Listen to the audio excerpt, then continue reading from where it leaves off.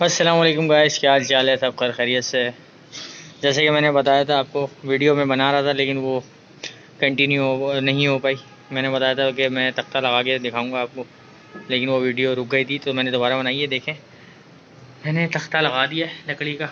ये देखें, ये तख्ता लगा दिया लकड़ी का। इसके नीचे जो ईंटें हैं, देखें ईंटें हैं, ये लकड़ी का तख्ता है। साइड में जगह छोड़ दी है, पेशाब वगैरह करें तो नीचे हो जाए।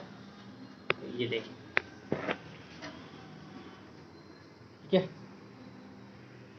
तो इस तरीके से थोड़ी बहुत जो है वो केयर की जाती है, जानवर सेट रहता है।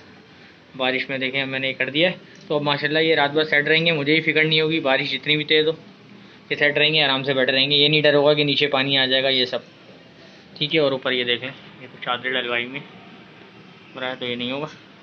बाकी ये देखें, मैंने कॉल की, ये इस वजह से जो है मैंने ये आपकी वीडियो बनाई कि मैं आपको दिखा सकूं। पूरी एक ही वीडियो में नहीं बना पाया, लेकिन मैंने बोला दिखा दूँगा आपको, ठीक है।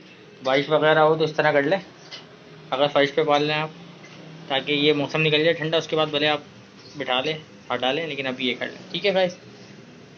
थैंक यू सो मच, अपना ख्याल रखिएगा। अल्लाह हाफिज़।